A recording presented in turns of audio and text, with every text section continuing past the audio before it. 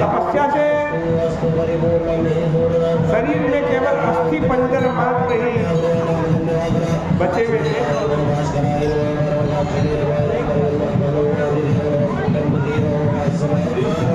बड़े कुरूप लग रहे थे।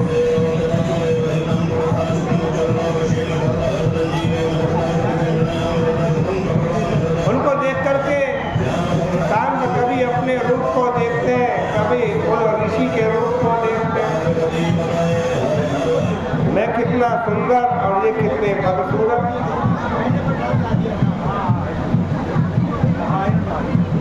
हंसी उड़ाने लगे। और ऋषिवर और कोई नहीं थे, महान क्रोधी दुर्वासा ऋषि थे।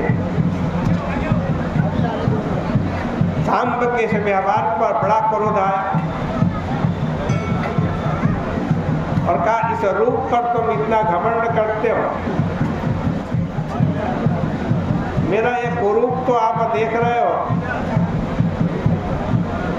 मेरी तपोबल को नहीं देख रहे हो, तपस्या के बल को नहीं देख रहे हो। श्राप दे दिया, जिस रूप पर तुम्हारे को इतना घमंड है, इतना बीमार है, उसमें कोढ़ हो जाएगा, कुष्ठ रोग हो जाएगा। दुर्वासा ऋषि के श्राप से सांब के शरीर में कुष्ठ रोग होने लगा, शरीर सड़ने लगा। बड़े दुखी हुए, अपने पिता भगवान श्री कृष्ण जी के पास पहुंचे।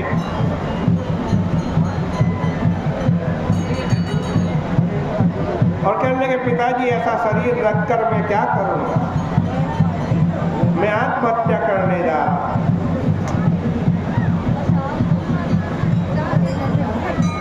भगवान श्री कृष्ण ने कहा कि आत्महत्या करना महापाप है। सांब ने पूछा, तो पिताजी क्या करूं, मैं ऐसा शरीर रख करके क्या करूं?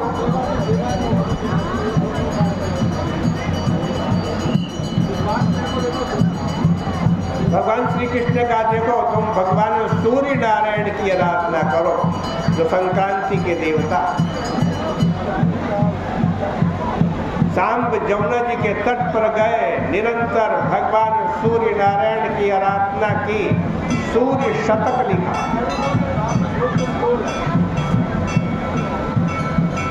जैसे जैसे वो सूर्य शतक लिखते, उनका कुष्ठ रोग दूर होता जाता।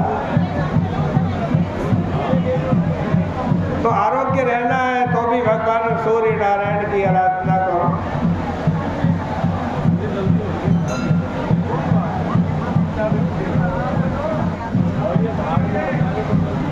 धन की प्राप्ति की इच्छा है, वो भी भगवान सूर्य नारायण देते हैं।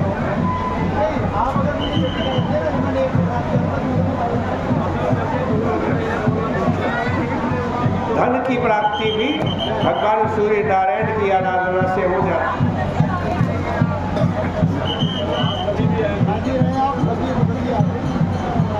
देखो भागवत जी के अंदर कथा आती है, एक सत्राजित नाम के यादव थे, नित्य प्रति भगवान सूर्य नारायण की आराधना करते थे।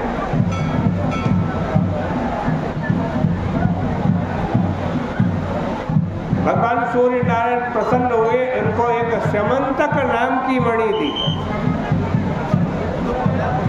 वो मणि ऐसी थी कि 8 भार सोना प्रत्येक दिन देती थी। बड़ी लंबी चर्चा, उसका समय नहीं है। और समंतक मणि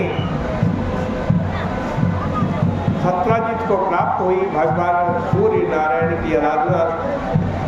यदि भगवान सूर्य नारायण की आराधना करोगे तो संक्रांति के देवता है,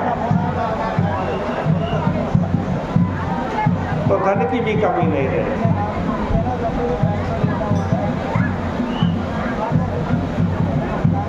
अन्न के देवता है, अन्न देने वाले। देखो हम जो अन्न भोजन करते हैं, यदि भगवान सूर्य नारायण न हो तो वो अन्न हमें नहीं मिलेगा। हम पृथ्वी के अंदर बीज डालते हैं, भगवान सूर्य की किरणें पृथ्वी के अंदर बीज तक पहुंचती है, उसको अंकुरित करती है, तभी हमारे को अन्न और औषधियाँ प्राप्त होती है। महाभारत के अंदर कथा आती है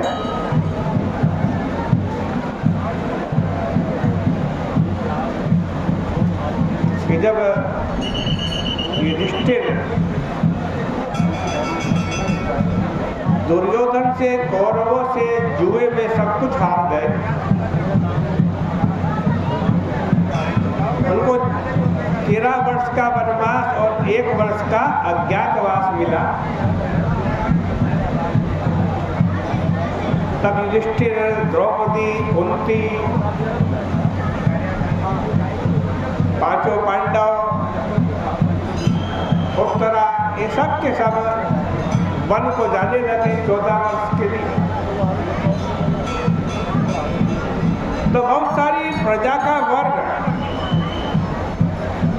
इनके पास आया, महाराज हम भी आपके साथ चलेंगे वन में, हम भी आपके साथ चलेंगे।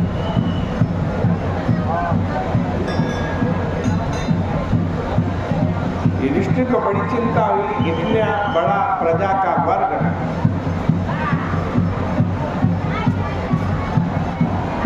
आज हमारे साथ यदि चलेगा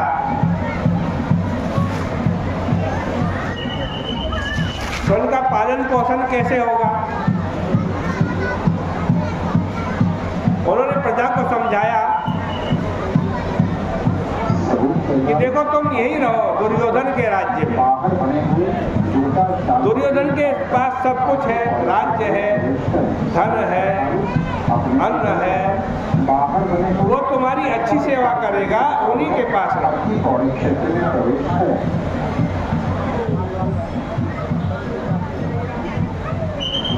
लेकिन प्रजा के लोगों ने कहा महाराज हम पापी दुर्योधन के राज्य में नहीं रह सकते, क्योंकि राजा यदि पापी हो तो उसका फल प्रजा को भी भुगतना पड़ता है।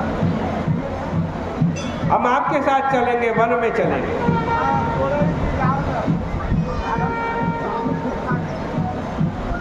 युधिष्ठिर के सामने बड़ी भारी समस्या, मेरे पास कुछ भी नहीं है, अपने खाने के लिए नहीं है, इतनी सारी प्रजा और ब्राह्मण वर्ग, इनको मैं कैसे खिलाऊंगा, कैसे पिलाऊंगा, पालन पोषण कैसे करूंगा।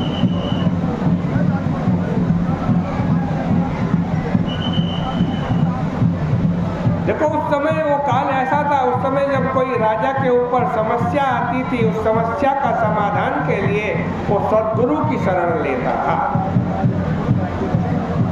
अपने कुलगुरु धौम्य ऋषि के पास गए युधिष्ठिर, उनसे प्रणाम किया, पूछा महाराज मैं क्या करूं, मेरे साथ वन में सारी प्रजा, बहुत सारे ब्राह्मण वन में जाने को तैयार हैं, मैं उनका भरण पोषण कैसे करूंगा, मैं उनका पालन पोषण कैसे करूंगा।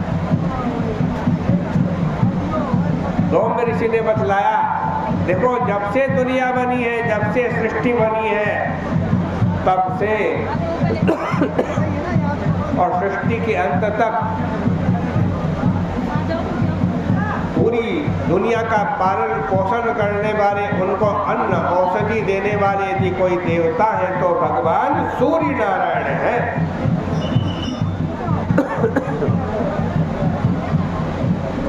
उनकी कृपा से ही सबका पालन पोषण भरण हो रहा है। तुम भगवान सूर्य नारायण की आराधना करो। युधिष्ठिर वन में गए, वहाँ बहुत बड़ा उन्होंने भगवान सूर्य नारायण के लिए अनुष्ठान किया, बहुत बड़ा अनुष्ठान किया, यज्ञ किया।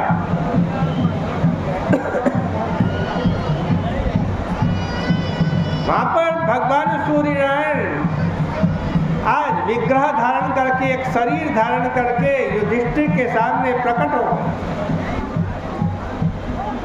उनके हाथ में एक पात्र था, एक बटलोई थी, वो युधिष्ठिर को दी और कहा युधिष्ठिर ये अक्षय पात्र है, इसी में तुम भोजन पकाना, और इसका भोजन कभी खत्म नहीं होगा। जब तक तुम और द्रौपदी भोजन नहीं कर लोगे तब तक इसका भोजन, इसका अन्न समाप्त नहीं होगा। उस अक्षय पात्र को लेकर युधिष्ठिर बड़े प्रसन्न हुए और उसके बाद उन्होंने उस अक्षय पात्र से पहले ब्राह्मणों को भोजन कराया, फिर प्रजा को भोजन कराया, फिर सबसे अंत में स्वयं भोजन करते।